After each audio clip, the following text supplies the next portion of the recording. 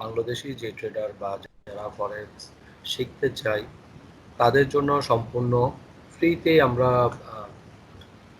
Basic লেভেলটা শেখার একটা ব্যবস্থা করব।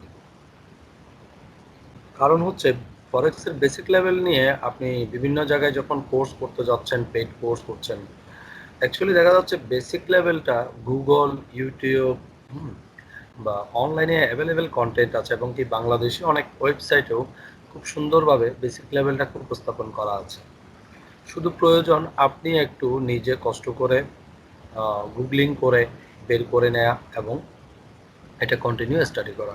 কিন্তু দেখা যায় বেশিরভাগ ক্ষেত্রেই শুধু পিডিএফ বা ওয়েবসাইট দেখে মানুষ কিন্তু আসলে শিখতে পারে না। কারণ হচ্ছে তার পড়ার আগ্রহটা থাকে না। কোনো একটা জায়গায় যে যদি সে বুঝতে না পারে সেটাও সে বলতে পারে না। আবার হচ্ছে যেগুলো প্রফেশনাল ইউটিউব ভিডিও যারা করছে তারা দেখা যাচ্ছে তারা খুব অল্প কিছু জেনেই বা তারা নিজেরাও সামান্য কিছু বেসিক লেভেল জেনেই তারা একটা ভিডিও বানাচ্ছে হয়তো ইউটিউবে ভিউয়ার পাওয়ার জন্য। প্রফেশনালি ইউটিউবার হলেও প্রফেশনালি ফরেক্স ট্রেডার থেকে কিন্তু আসলে ব্যাপারগুলো আসতেছে না। তো যার কারণে দেখা যাচ্ছে মানুষ বেসিক লেভেলটাতে অনেকটা অজ্ঞ থেকে যাচ্ছে, আবার বেসিক লেভেলের কোর্সগুলো করতে গিয়েও বেশ কিছু টাকা পয়সা নষ্ট করছে, কিন্তু বেসিক লেভেলটা আসলে সেভাবে করে ধরে নিতে পারছে না। আবার যিনি আসলে বেসিক লেভেলের কোর্স করাবেন তারও কিন্তু একটা কষ্টের ব্যাপার আছে। সেটা হচ্ছে এমন, মানে বেসিক লেভেল কোর্সটা করানোই কঠিন। কারণ আপনার বেসিক লেভেলটা আপনাকেই আপনার নিজের মতো করে গ্রো করে নিতে হবে। তো আমি এই জন্য বলবো বেসিক লেভেলটা যদি এখান থেকে দেখা যায়, পরবর্তীতে অ্যাডভান্স লেভেলের যেই আহ, শেখা সেটা আপনি আপনার মতো করে পরবর্তীতে শিখে নিতে পারবেন। আর আমি এখানে বা আমরা যেগুলো ভিডিও বানাবো এগুলোও কিন্তু আমরা কোনো একটা বাংলা ওয়েবসাইট, কয়েকটি বাংলা ওয়েবসাইট থেকে কিছু কপি করে, হ্যাঁ, আমরা সাহায্য নিয়েছি, গুগল থেকে সাহায্য নিয়েছি। কারণ হচ্ছে আহ, প্রত্যেকের একটা সময়ের ব্যাপার আছে। আমি আমার হাতের সময় আপনাকে কেন দিব? এবং এই ইউটিউব ভিডিও, আমি কিন্তু ইউটিউবার না যে অনেক ডিজাইন করে ভিডিও বানাবো, যে ভিডিও অনেক পাবলিশড হবে, অনেক ভিউয়ার হবে, এখান থেকে ইনকাম আসবে, ওই ইচ্ছাতেই কিন্তু ভিডিও বানাচ্ছি না। তাই ভিডিওটা অনেক প্রফেশনাল হবে না, বাট আলোচনাগুলো আমি চেষ্টা করব আমার প্রফেশনাল লাইফে। আমি গত এই এতগুলো বছর, বিশেষ করে 2015 থেকে এই পর্যন্ত ফরেক্সের যেই পরিমাণ আমি এডুকেশন কোর্সগুলো করাচ্ছি, তার এক্সপিরিয়েন্স থেকে আমি বলবো না আমি কতদিন ফরেক্স করছি সেটা, আমি বলছি আমি 2015 থেকে এই পর্যন্ত শেখাচ্ছি। তো এই শেখানোর লেভেলগুলো থেকে আমি যে পরিমাণ আহ, জানতে পেরেছি, শিখতে পেরেছি, সেই শেখাটাই আপনাদেরকে আলোচনা করার চেষ্টা করব এবং বেসিক লেভেলে। তো আমি চেষ্টা করব ভিডিওগুলো খুব ছোট করার, কারণ হচ্ছে অনেক বেশি ভিডিও আলোচনা থাকলে হয়তো আপনি ক্যাচ নাও করতে পারেন। একটা ব্যাপার হচ্ছে আপনি দেখবেন এখানে, সাথে শুনছেনও, ব্যাপারটা আপনার হয়তো মেমোরিজতে অনেক বেশি জায়গা করে নিবে অল্প কিছু আলোচনা করলে। তো আমরা যদি সপ্তাহে 2টা ভিডিও দিই, 2টা ভিডিও থেকে আপনি যদি শিখেন, আমার মনে হয় 10 থেকে 12টা ভিডিও বা 15টা ভিডিওর মধ্যেই আপনি আহ, মোটামুটি বেসিক লেভেলটা বুঝতে পারবেন। সাথে বেসিক লেভেলের সাথে আমরা আরো কিছু বিষয় অ্যাড করব। এখানে বিভিন্ন ইন্ডিকেটর গুলা কিভাবে করে ব্যবহার করতে পারে, বেসিক কিছু স্ট্র্যাটেজি যেগুলো ইউজ করে মানুষ ট্রেড করতে পারে, এই ব্যাপারগুলোও রাখবো। ঠিক আছে? এই জন্যই আমাদের ব্যাপারটা ছিল যে কেউ টাকা পয়সা খরচ করে ফরেক্স অন্তত বেসিক লেভেলটা না শিখুক কেউ। কারণ হচ্ছে আমার দেখা অনেকেই বেসিক লেভেলটা শিখিয়ে কিন্তু একদম যারা নিউ আর তারা কিছুই শিখতে পারে না, কিন্তু টাকা পয়সা নষ্ট করে। ইভেন কি এটাও সত্যি, আমি আমার ভিডিওতে বলি আমারও এমন কিছু স্টুডেন্ট আছে যারা গত টাকা দিয়েছে বেসিক লেভেল শেখার জন্য, কয়েকটা ক্লাস করার পর টাকা দেওয়ার পরেও তার ইচ্ছা নাই যে সে শিখবে। আসলে সে বিরক্ত বোধ করছে যে নতুন, মানে এই যে ব্যাপারগুলো তো আসলে নিজের মতো কাজ করতেছে। টাকা নিলাম, এই ব্যক্তিকে আমি কোর্স করাতে পারলাম না। ইভেন কি আমি নিজ থেকেও অনেকে নক করি, ভাই আপনি ক্লাস কবে করবেন? তো সে আসলে সময়ের কারণে হোক, তার ইচ্ছা অনিচ্ছার কারণে হোক, সে ফিটা হয়তো সে ব্যাক নিচ্ছে না, বাট সে ট্রেনিংটাও করতে পারেনি। এই জন্য মূলত আমি ভিডিও করার প্ল্যান নিয়েছি। তো আমি এখানে দেখতে পাচ্ছেন বেসিক ফরেক্স পর্ব 1 লিখেছি।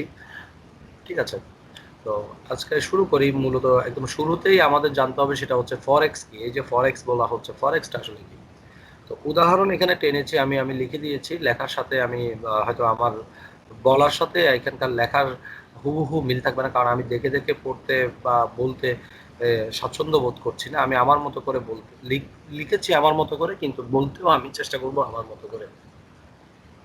এখানে আমি যদি মানে দেখানো হচ্ছে যে আপনি যদি কোনো একটা দেশে বিদেশে ভ্রমণ করতে যান, তাহলে ওই দেশের কারেন্সি আপনাকে অবশ্যই অথবা ডলার আপনাকে নিয়ে যেতে হবে। তো আমরা মনে করলাম যে আপনি আমেরিকা যাবেন, তো আমেরিকা যাওয়ার জন্য আপনার ডলার দরকার। আর যেহেতু আপনার ডলার দরকার, আপনি বাংলা টাকা থেকে ডলার করবেন। আপনি ব্যাংক বা এক্সচেঞ্জে গেলেন যে আপনার $1000 প্রয়োজন, এবং এই $1000 আপনি কিনলেন ব্যাংক থেকে 85,000 টাকায়। তার মানে আপনি $1 জন্য খরচ করেছেন 85 টাকা করে। আর আপনার এই যে বাংলা টাকা দিয়ে ডলার কেনা, একটা দেশের মুদ্রার সাথে আরেকটা দেশের মুদ্রা বিনিময় করলেন, কিনলেন, এটাকেই কিন্তু বলা হচ্ছে ফরেক্স। এখানে আমি আর কিছু উদাহরণ টানি। আপনি এক সপ্তাহ পরে চিন্তা করলেন যে না, আমার এখন আসলে ডলার দরকার নেই, আমি টাকা করে ফেলি।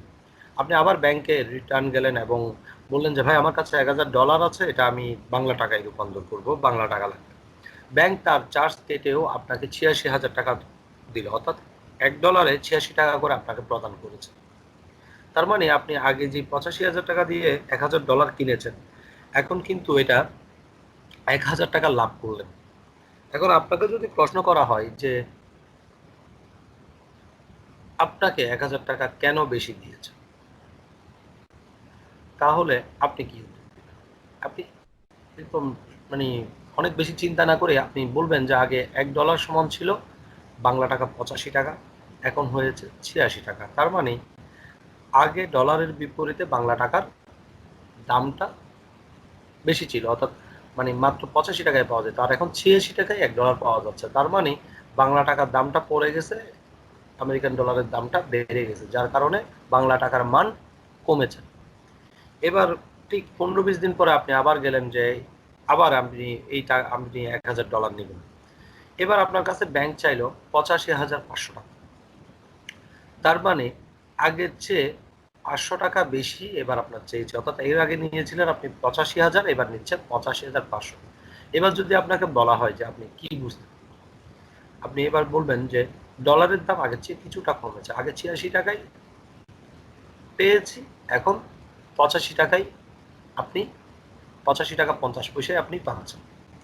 তার মানে কি হইল, এখানে বাংলাদেশের মুদ্রার দাম, বাংলাদেশের টাকার দাম আগের চেয়ে একটু মান বেড়েছে, আর ডলারের মান একটু কমেছে। ঠিক আছে, এবার আপনি বিদেশ হয়ে আমেরিকা হয়ে ঘুরে ফিরে আসলেন বাংলাদেশে, আপনার কাছে কিছু ডলার বেঁচে ছিল, সেগুলো আপনি এক্সচেঞ্জ করলেন আবার কোনো একটা প্রাইজে। এই যে লেনদেনগুলো আপনি করেছেন, একটা দেশের মুদ্রাকে দিয়ে আরেকটা দেশের মুদ্রা বেচা কিনা করেছেন, এটাই হচ্ছে মূলত ফরেন এক্সচেঞ্জ। আর এটা আপনি করেছেন ফিজিক্যালি ব্যাংক বা এক্সচেঞ্জের। আর এই কাজটাই আপনি যখন অনলাইনে করছেন একটা প্ল্যাটফর্মের মাধ্যমে, ইনভেস্টিং এর মাধ্যমে, যে ইনভেস্ট করে, অনেকটা শেয়ার মার্কেটের মতো, যেখানে আপনি আগে থেকে ইনভেস্ট করে রাখলেন, পরে একটা শেয়ার কিনলেন, ঠিক সেভাবে একটি দেশের মুদ্রা দিয়ে এখানে আরেকটি দেশের মুদ্রা কিনলেন। আপনি US ডলার ইনভেস্ট করলেন, US ডলার দিয়ে আপনি জাপানি ইয়েন কিনলেন অথবা অস্ট্রেলিয়ান ডলার কিনলেন। এটাই কে বলা হচ্ছে foreign exchange. Foreign exchange market মূলত ফরেক্স বা এফএক্স নামেই পরিচিত, এবং এটা হচ্ছে বিশ্বের সবচেয়ে বড় ফাইন্যান্সিয়াল মার্কেট। আপনি যদি নিউ ইয়র্ক স্টক এক্সচেঞ্জ এর সাথে তুলনা করেন, তাহলে দেখবেন যে নিউ ইয়র্ক স্টক এক্সচেঞ্জে ডেইলি $22.4 বিলিয়ন মতো ট্রেড হয়, আর ফরেক্স মার্কেটে আনুমানিক $5 ট্রিলিয়ন মতো পার ডে ট্রেড হয়। আপনি হয়তো NYSE, BN, CNBC, ব্লুমবার্গ অথবা BBC তে বিভিন্ন স্টক মার্কেট সম্পর্কে অনেক তথ্য শুনতে পান বা সংবাদ শুনেন, যেখান থেকে আপনার কাছে মনে হয় যে এই মার্কেটগুলো অনেক বড় এবং কোলাহলপূর্ণ। কিন্তু ফরেক্স মার্কেটের সাথে তুলনা করলে দেখা যায় যে আসলে এই মার্কেটগুলো কত বড়। এখানে আমরা অ্যাভারেজ ডেইলি ট্রেডিং ভলিউম রেখেছি, সেটা হচ্ছে এটা গুগল থেকে পাওয়া একটা ছবি। এখানে ফরেক্স মার্কেটে কি পরিমাণ ভলিউম ট্রেড হয়, আর নিউ ইয়র্ক স্টক এক্সচেঞ্জে কি পরিমাণ ভলিউম হয়, টোকিও স্টক এক্সচেঞ্জে কি পরিমাণ ভলিউম ট্রেড হয়, লন্ডন স্টক এক্সচেঞ্জে কি পরিমাণ ভলিউম ট্রেড হয়, সেই আনুপাতিক হারে বার চার্ট করে দেখানো হয়েছে। এছাড়া আমরা যদি ওভারঅল ফরেক্স মার্কেট এবং আদার মার্কেটগুলোর সাথে আমরা দেখি যে এখানে NY stock exchange, equities market, futures মার্কেটে কি পরিমাণ ইকুইটি ট্রেড হয় আর ফরেক্স মার্কেটে কি পরিমাণ হয়, আমরা এখানে দেখতে পাচ্ছি যে কি পরিমাণ ব্যালেন্স মুভমেন্ট হয়েছে। এই চার্টগুলো বা ছবিগুলো দেখে বুঝতে পারছেন যে ফরেক্স মার্কেট প্রায় অন্যান্য মার্কেটের চেয়ে 200 গুণেরও বেশি বড়, এবং এখানে যে 5.3 ট্রিলিয়ন ডলার বলা হচ্ছে, এটা হচ্ছে সারা বিশ্বের ফরেক্স মার্কেটের একটা সাইজ, ট্রেডিং সাইজ। এবং রিটেল ট্রেডার যারা আমার মতো বা লোকালি আমরা যারা ট্রেড করি সিঙ্গেলি, বড় কোম্পানি ছাড়া বা ব্যাংক ছাড়া, আমাদের মতো রিটেল ট্রেডাররা এখানে এই মার্কেটের 5.3 ট্রিলিয়ন ডলার মার্কেটের মধ্যে 300 বিলিয়ন ডলার মার্কেটের মতো আনুমানিক অবদান রাখে, অর্থাৎ ভূমিকা রাখে, ভলিউম ট্রেড করে। অর্থাৎ টোটাল মার্কেটের 5 থেকে 6% ট্রেড করে আমাদের মতো রিটেল ট্রেডাররা।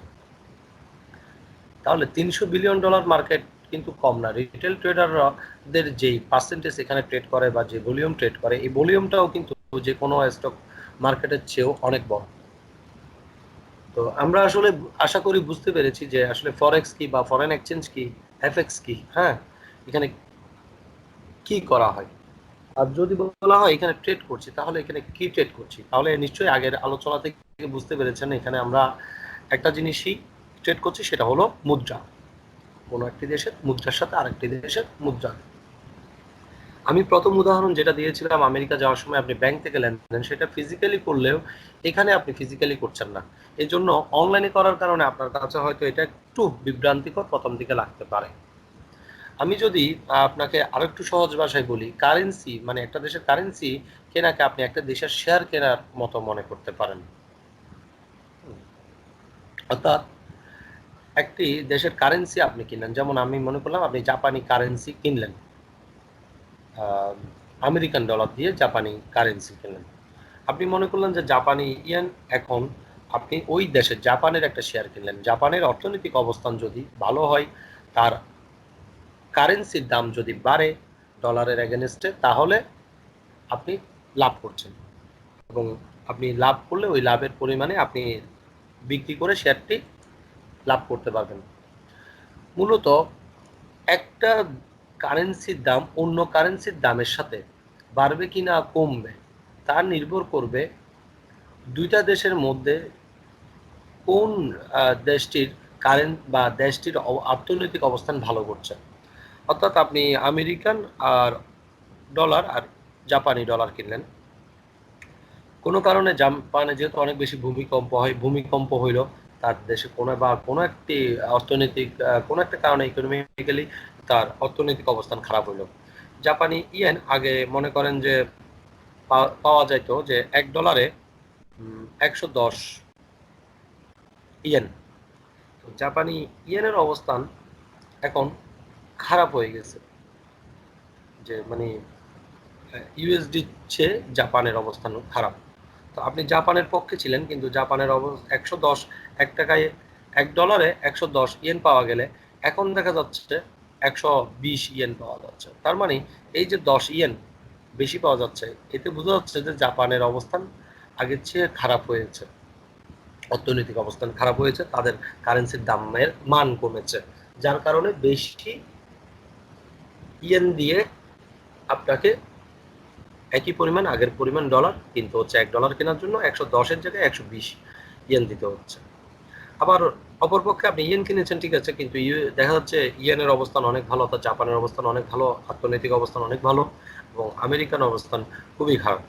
এবং এটা যেখানে আগে পাওয়া যেত 110 দিয়ে, এখন পাওয়া যাচ্ছে 100 ইয়েনে $1। তার মানে আপনি আপনার $1 পরিমাণ 110 সে জায়গায় 100 দিয়ে পাচ্ছেন। তার মানে আপনি এখানে 10 পয়সা করে আপনি লাভ করছেন। আশা করি ব্যাপারটা ক্লিয়ার হয়ে গেছেন। আর আরো বেশি যখন আরো সামনে জানবেন লাইভ, এটা প্র্যাকটিক্যালি ওই প্ল্যাটফর্মে যেটাকে আমরা মেটা ট্রেডার বলি বা যেভাবে করে আপনি মেটা ট্রেডারে আমরা ট্রেড করি, কিভাবে করে এই প্ল্যাটফর্মগুলোতে ট্রেড করে আপনি যখন দেখবেন তখন আপনার কাছে আরো ইজি মনে হবে। তো আমরা বিভিন্ন দেশের কারেন্সি নিয়ে তো ট্রেড করবো, যেহেতু মুদ্রার সাথে মুদ্রা ট্রেড করব, তাহলে এখানে কিছু দেশের কারেন্সিকে মেজর কারেন্সি বলা হয়। বা এখানে আমরা একটা চার্ট দেখছি, যেটাও আমি ইউটিউব গুগল থেকে দেখছি।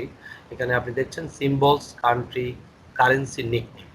তো নিকনেম বলতে তাকে কি নামে ডাকা হয় সেটাই বোঝানো হচ্ছে।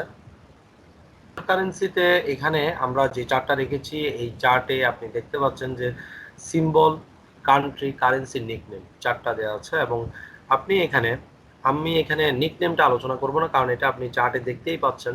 আমি সিম্বল নিয়ে আলোচনা করব। সিম্বল হচ্ছে, দেখেন, 3টা অক্ষর দিয়ে USD, euro, JPY, GBP, CHF, CAD, AUD, NSD. সিম্বলগুলো তিনটা অক্ষরের, এবং এই 3টা অক্ষর ইউএসডি, ইউএস, এই 2টা অক্ষর দিয়ে বোঝানো হচ্ছে কান্ট্রি, মানে দেশের নাম। ইউএস মানে হচ্ছে ইউনাইটেড স্টেটস, আর ডি মানে হচ্ছে ওই দেশের কারেন্সি ডলার। ইউরো, ইউরো মানে হচ্ছে ইউরোপ, আর শেষের আর দিয়ে ইউরো বোঝাচ্ছে। জেপিওয়াই, জেপি মানে হচ্ছে জাপান, এবং ওয়াই মানে হচ্ছে ইয়েন, ওই দেশের কারেন্সি। জিবিপি, জিবিপি মানে হচ্ছে গ্রেট ব্রিটেন, ইউনাইটেড কিংডম, হ্যাঁ। আর পি মানে হচ্ছে পাউন্ড। সিএইচএফ সুইজারল্যান্ড, এফ মানে হচ্ছে ফ্রান্স, ক্যাট কানাডা, ডি মানে ডলার, অডি এইউ মানে হচ্ছে অস্ট্রেলিয়া, ডি মানে ডলার, এনএসডি এনজেক মানে হচ্ছে নিউজিল্যান্ড, ডি মানে হচ্ছে ডলার। আপনি হয়তো বুঝতে পেরেছেন যে মেজর, এই যে এখানে যেই কারেন্সিগুলো দেখা যাচ্ছে, 8টা কারেন্সি, ইউএসডি, ইউরো, জেপিওয়াই, হ্যাঁ, 1 2 3 4 5 6 7 8, এই 8টা কারেন্সিকে বলা হচ্ছে ফরেক্স মার্কেটের মেজর কারেন্সি। এই মেজর কারেন্সিগুলোকেই আমরা ট্রেড করি, ঠিক আছে। এখানে এই যে নিকনেম, আরো কিছু ডলারের নাম, এগুলো আমরা না জানলেও হচ্ছে। তো আমরা আপাতত মেজর কারেন্সি পর্যন্ত ছিলাম, এবং আমরা যেহেতু মুদ্রার সাথে মুদ্রা ট্রেড করি, অনেকগুলো দেশের মুদ্রা দিয়ে এখানে ট্রেড করা হয়, তার মধ্যে এগুলো হচ্ছে মেজর কারেন্সি, মেজর মুদ্রা। এই মেজরগুলোর সাথে আমরা ট্রেড করি, যেমন আপনি ইউএসডির সাথে ইউরো, ইউরোর সাথে ইউএসডি, হ্যাঁ, ইউরোর সাথে জেপিওয়াই, জেপিওয়াইয়ের সাথে ইউরো, ইউএসডির সাথে অন্যান্য। এখানে মেজর পেয়ারে, ইউএসডির সাথে মেজর পেয়ারে বাকি 7টা কারেন্সিকে, যখন বাকি 7টা, একটু ব্যাপারটা বুঝবেন, বাকি 7টা কারেন্সি ইউএসডি ছাড়া, ইউএসডির সাথে বাকি কারেন্সিগুলোর সাথে যখন ট্রেড করা হয়, তখন সেটাকে মেজর পেয়ার বলা হচ্ছে। মেজর পেয়ার, পেয়ার কেন? আমরা জোড়ায় জোড়ায় ট্রেড করি, কারণ আপনি তো শুধু ইউএসডি কিনতে পারবেন না অন্য দেশের সাথে যদি সংযুক্ত না করেন। মানে আপনি বাংলা টাকায় ডলার কিনতে হবে, না হয় ডলার দিয়ে বাংলা টাকা কিনতে হবে, এটাই তো। মুদ্রার সাথে মুদ্রা বিনিময় করতে হলে এভাবেই।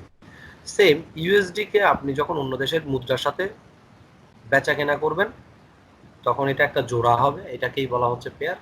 আর এটাকেই বলা হচ্ছে মেজর কারেন্সি। অর্থাৎ ইউএসডির সাথে যখন আপনি ইউরো কিনছেন বা বেচছেন, ইউএসডি ইউরো বা ইউরো ইউএসডি বলা হচ্ছে এখানে, যখন যোগ হচ্ছে তখনই এটাকে বলা হচ্ছে মেজর কারেন্সি। ঠিক সেম ভাবে ইউএসডি, জেপিওয়াই, জিবিপি, ইউএসডি, মানে এই 7টার সাথেই যখন এই ইউএসডি কে যোগ করা হয় বা লেনদেন করার জন্য পেয়ার করা হয়, জোড়া করা হয়, তখনই বলা হচ্ছে এটাকে মেজর পেয়ার। তো এতটুকুই ছিল প্রথম ভিডিওটা। আর নেক্সট ভিডিওতে আমরা আরো সেকেন্ড পার্ট আলোচনা করব। অল্প অল্প করে আলোচনা করছি, কারণ হচ্ছে যাতে আপনারা খুব সহজেই বুঝতে পারেন, এবং সর্বোচ্চ 20 মিনিটের মধ্যে আমার রাখার প্ল্যান। তাই ধন্যবাদ সবাইকে। নেক্সট ভিডিওর জন্য আশা করি অপেক্ষা করবেন, এবং আগামী এই সপ্তাহের মধ্যেই দ্বিতীয় ভিডিওটা আমরা এখানে ছাড়ার প্ল্যান আছে। ধন্যবাদ।